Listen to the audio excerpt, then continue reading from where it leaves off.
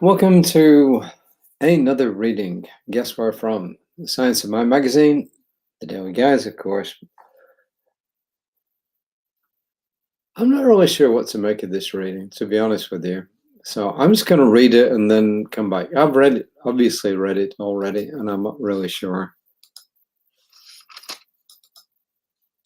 Not really quite sure what to expect of it. Anyway, the first quote is from Naya Rivera, who was an actress, a singer, and she unfortunately passed away in 2020 at a pretty young age.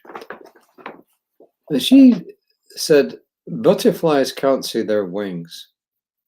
They can't see how truly beautiful they are, but everyone else can. People are like that as well. And as we said, this is greater confidence. And this is from Ernest Holmes in The Spiritual Universe and You, page 10. I have never met a person who had a complete sense of being absolutely forgiven or who felt right with the universe, who then ever condemned anybody else. And I never shall. Why? Because we can only speak from our own center. There is an integrity in the universe that will not lose the potentiality of its creativity, the wonder and the power of its might, and the glory of its action. We must bring ourselves to obey it, capitalized. One of the oldest sayings in the world is this: nature obeys us as we first obey it.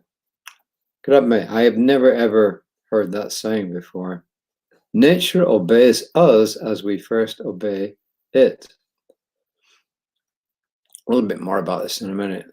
That has been proved in every science, in every invention, in modern medicine, and in our own field, which is spirituality.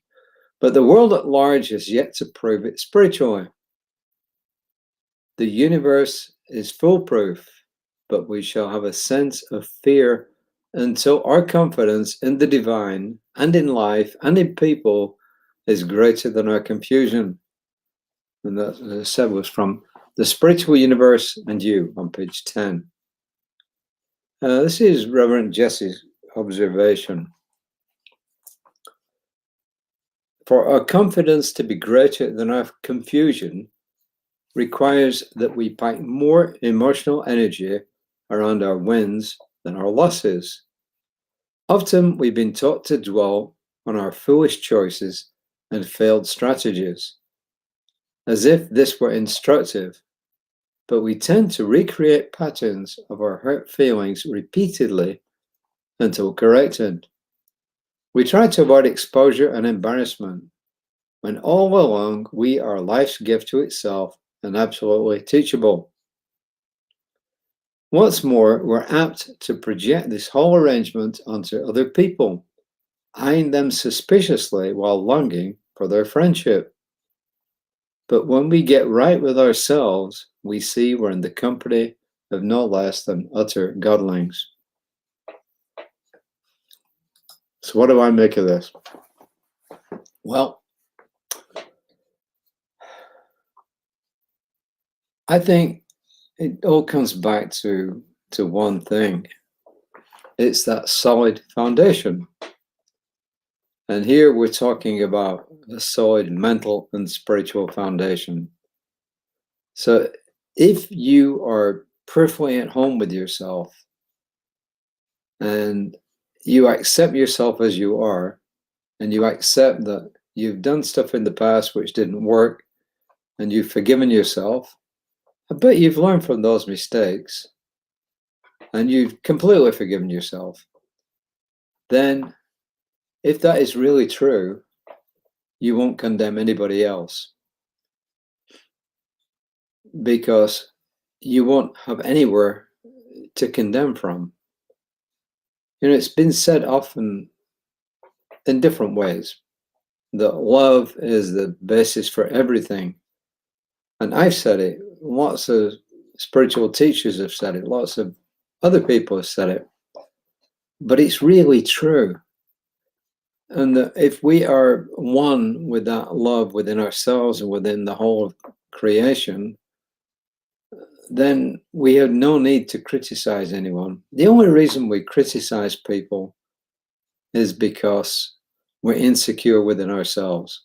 So that when we're secure within ourselves, we just have no need to criticize anybody else at all. And if you look at spiritual masters or read about spiritual masters, and men and women, I know it says masters, but it's applying to men and women, then you will see that they're just perfectly at home with who they are. And if they make mistakes, they admit they make mistakes because they're human, and then they get on with life. I think it's a simple message, but it's not easy. And how do we do it? Well, Reverend Jesse this morning was emphasizing once again that we have to do our spiritual work. We have to do our prayer work, our meditation, our spiritual mind treatments, and if you like, our quiet time, our breathing, our contemplations, and our being just alone and at peace for a while. And when we do that, that's what we're doing. We're building that solid foundation that we can build anything else on. There's something else I was going to comment on here. Well, it's kind of gone, but anyway, it really doesn't matter. So the affirmation, I let every sense of depression or heaviness depart from my mind. I let every sense of depression or heaviness depart from my mind. But I think, yes, it's great to repeat that affirmation, and eventually it will take hold.